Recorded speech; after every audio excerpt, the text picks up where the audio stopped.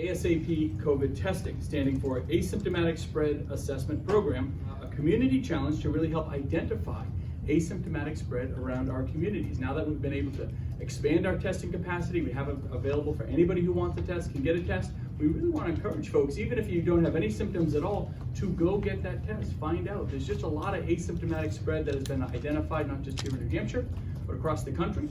And we just want to really make sure folks know that those doors are open, and if you have any sense or curiosity, even if you want to know whether you may have COVID or not, it really helps us identify individuals, making sure that you are keeping you, your family, your coworkers, whatever it might be, safe. Those who you might come in contact with. It's just, again, we have the tools in the toolbox. We want folks to use them. And again, anyone who wants a test can get a test. So if you think that you may be asymptomatic, you can always request a test for our ASAP program by going to the page at nh.gov/COVID-19. Again, that's nh.gov/COVID-19. Additional flexing of outdoor recreational guidance around other outdoor attractions.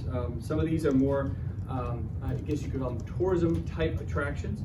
And we're expanding the activities that are currently covered under the outdoor recreational attractions guidance, which is already in place for some attractions, but we're going to include things like batting cages, rope courses, disc golf, caves, petting zoos, and some other outdoor recreational activities. For a full list of everything that we're moving forward with, please visit nh.gov under the Stay at Home 2.0 button, so you can get a full list of any additional activities there. Also restaurants. A lot of folks know that we took the step to open outdoor dining approximately 2 or 3 weeks ago. And while many restaurants continue to operate with takeout and delivery, we're going to take another step, and we're doing this one a little differently in that we're taking this in a geographic approach. So beginning on June 15th, so that's about 9 days from now, we want to give restaurants time to gear up, plan, make any arrangements they need to make within their facilities. What we looked at was the fact that about 85 to 90%, in fact it's even higher now, it's about 90+% of the cases, all the COVID active cases are currently in the southern 4 counties of New Hampshire, being Rockingham, Hillsborough, Stratford, and Merrimack County. That's where the vast majority of COVID is. For restaurants within those 4 counties, they can now open on June 15th at 50% indoor capacity. For restaurants existing in any of the other 6 counties where, again, fortunately, there are very few known COVID and active COVID cases, we're allowing them to open up at 100% capacity. Again, really trying to take a regional approach, provide opportunity where we can, where we know it's very likely safe.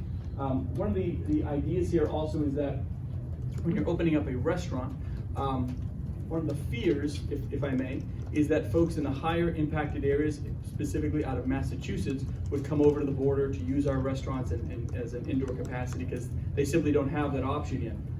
By really maintaining some limitations on those southern tiers, I think will allow us to better manage and limit the ability for individuals to come over the border just to use our restaurants, knowing that in the areas where they are right now there's less COVID, there's also a much less likely chance someone's going to drive from Massachusetts all the way up into the Lakes region or the mountains just for the night to have dinner.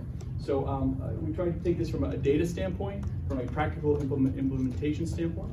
I think it's a good step, and hopefully down the road we can take additional steps with our restaurants.